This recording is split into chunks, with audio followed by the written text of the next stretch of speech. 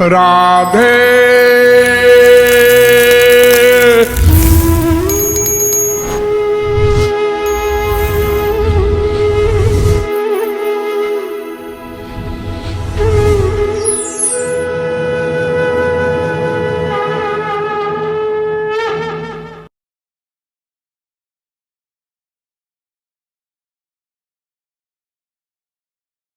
जगन्नाथ स्वामी की। जगन्नाथ कौन है, यह जानना आवश्यक है। जाने बिनु न होए परतीति, बिनु परतीति न होई प्रीति।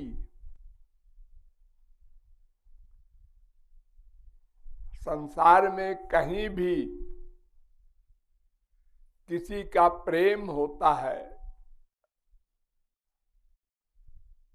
तो उस वस्तु की इंपॉर्टेंस के अनुसार होता है।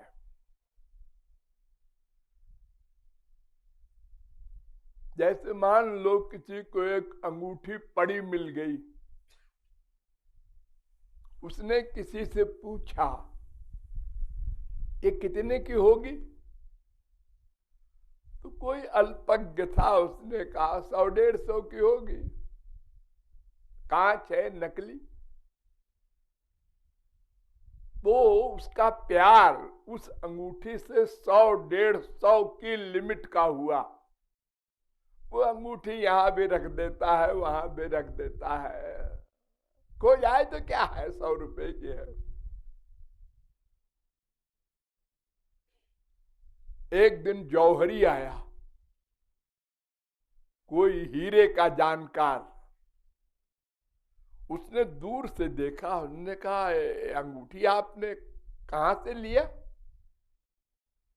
उसने कहा लिया नहीं, पड़ी मिल गई थी। आपको मालूम है ये कैसी अंगूठी है? हाँ बताया था, एक आदमी आया था, उसने कहा 100 रुपए 150 रुपए की होगी। जी नहीं, ये 10 लाख की अंगूठी है। 10 लाख की? अरे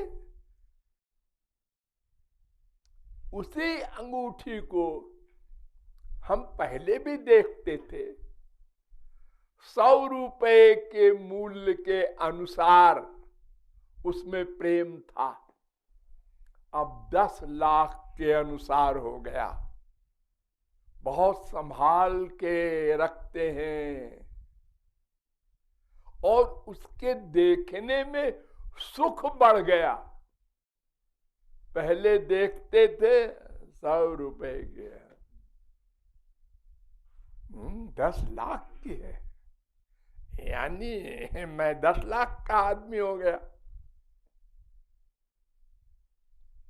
ऐसे ही किसी व्यक्ति के बारे में जब हम जानते हैं, ये प्राइम मिनिस्टर है, अच्छा,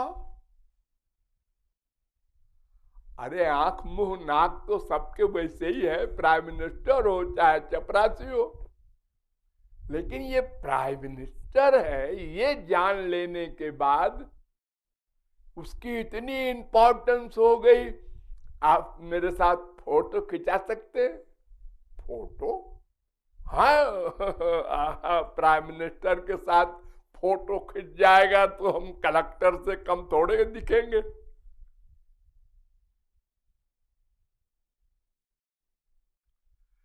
ऐसे ही अगर जगन्नाथ का वास्तविक स्वरूप हम जान लें तो हमारा प्यार बहुत बढ़ जाए। जानते नहीं,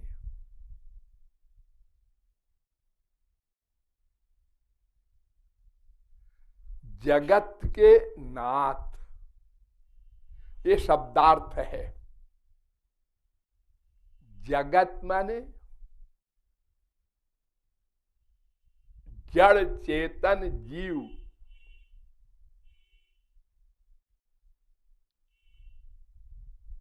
जीव और माया, ये संसार जो है इसमें एक जड़ वस्तु है माया की, पृथ्वी जल तेज, ये तीन चीजें स्थूल हैं, दृश्य हैं, हम देखते हैं तीनों को, पृथ्वी भी देखते हैं, जल भी देखते हैं, आग भी देखते हैं, लेकिन दो चीज निराकार है, वायु और आकाश। हवा को हम नहीं देखते, स्पर्श से जानते हैं, ठंडी हवा आ रही है, गर्म आ रही है, तेज हवा आ रही है। और आकाश भी हम ऐसे ही देखते हैं, अनुभव करते हैं। आकाश माने क्या? खाली जगह। आकाश ऊपर नहीं होता, सब जगह होता। आकाश माने खाली जगह। आप लोग आकाश में बैठे हैं, कहने में अटपटा लगता है, हम आकाश में। हाँ, इसे कहते हैं मठाकाश। एक होता है घटाकाश, एक होता है महाकाश। तो ये पंच महाभूत का, ये माया का विकार जो है, ये जड़ है। और इसमें दो प्रकार के जीव रहते हैं। एक जीव का नाम जड़ जीव, एक का नाम चेतन जीव, यानी स्थावर जंगम। एक चलने वाले जीव और एक न चलने वाले जीव।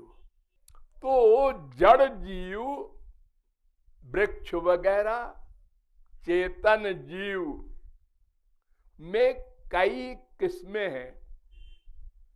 एक तो मायाधीन जीव, जो माया के अंडर में है सदा से, एक दिन हुए ऐसा नहीं। और एक ऐसे जीव होते हैं जो सदा से मायातीत है, नित्य मुक्त जीव कहते हैं उनको। है जीव, जीव शक्ति विशिष्ट श्री कृष्ण के अंश है, जगन्नाथ के अंश है, लेकिन सदा से मुक्त थे। वो भगवान के परिकर है, पार्षद है। तो एक मायाधीन जीव, और मायाधीन जीव में दो किस्में, एक जड़ जीव, एक चेतन जीव। और तीसरा मैंने बताया माया मुक्त सदा से वे जीव। और एक होते हैं भगवान के स्वांश। स्वांश माने डायरेक्ट अंश, भगवान ही है वे सब। ब्रह्मा विष्णु शंकर, तमाम अवतार भगवान के, ये सब स्वांश है। ये सब स्वरूप शक्ति के गवर्नर हैं। और माया मुक्त जीव को स्वरूप शक्ति गवर्न करती है, महापुरुषों को। और मायाधीन के पास स्वरूप शक्ति फटकती तक नहीं। वो माया शक्ति जाएगी तब वो आएगी। तो स्वांश जितने हैं भगवान के, जगन्नाथ उनके भी नाथ हैं।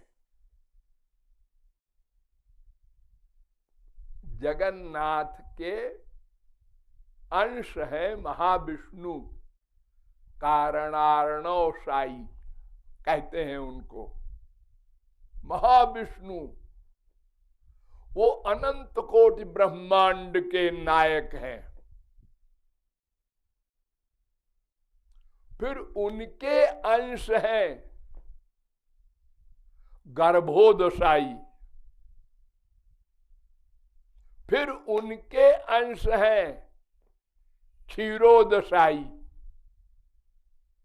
जो आप लोगों के हृदय में रहते हैं, आप लोगों को शक्ति देते हैं, आप लोगों के आइडियाज नोट करते हैं, आप लोगों को कर्म का फल देते हैं। ये तमाम वर्क करते हैं, सदा आपके साथ रहते हैं और सर्वव्यापक भी रहते हैं। तो इतने सारे हैं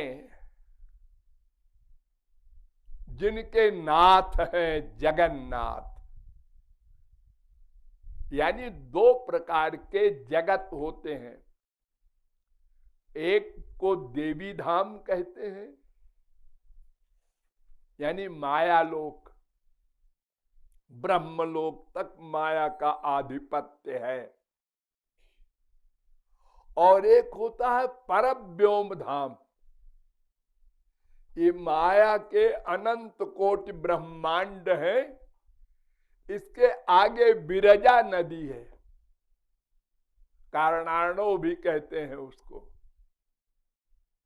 उसके ऊपर है परव्योम, उसमें सब भगवानों के लोक हैं। तो माया लोक और दिव्य लोक दोनों जगत के नाथ है जगन्नाथ। खाली इसी माया लोक के नाथ नहीं है, जो दिव्य जगत है जहां माया नहीं जा सकती, ये सूर्य चंद्र जहां नहीं जा सकते, उन अलौकिक लोकों के भी मालिक नाथ जगन्नाथ है। वे जगन्नाथ दीनानाथ हैं।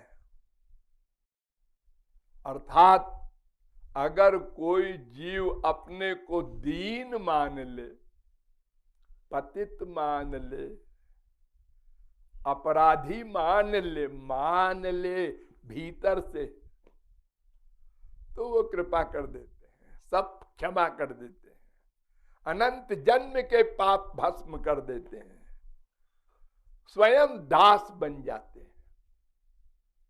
इसलिए हमें सावधान होकर के मानव देह की इंपॉर्टेंस को समझना है, सोचना है बार बार। तो समय का सदुपयोग करें, भगवान का गुरु का चिंतन करें।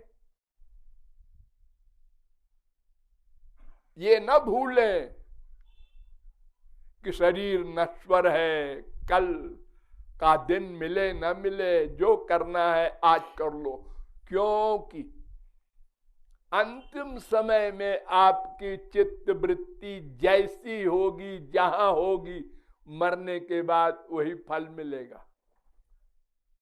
यम यम वापि स्मरन् भावम त्यजत्यन्ते कलेवरम तन तमेवैति। तो भगवान जगन्नाथ का महत्व समझो, अपने शरीर का महत्व समझो, उसकी नश्वरता पर सदा निगाह रहे। पता नहीं कब छिन जाए, पता नहीं कब छिन जाए। होशियार रहो, होशियार रहो। मन हरि गुरु में ही रखो, अगर संसार में रहा और मर गए तो मरने के बाद उसी की प्राप्ति होगी। जहां मन का अटैचमेंट होगा, चिंतन होगा। ये समझने की और समझने के बाद बार बार मनन करने की चीज है। जितनी बार सोचोगे उतने आगे आपकी प्रोग्रेस होगी। श्रोतव्य फिर मंतव्य। हम मनन नहीं करते, सुनते हैं। जैसे इस समय आप सुन रहे हैं, हाँ समझ में आ गया, बिल्कुल ठीक कह रहे हैं महाराज जी। फिर मनन नहीं किया तो फिर संसार का मनन करना पड़ेगा, क्योंकि मन तो चुप रहेगा नहीं। और संसार का मनन किया तो गंदगी मन में आई, मन और अशुद्ध हो गया और हम नष्ट हो गए।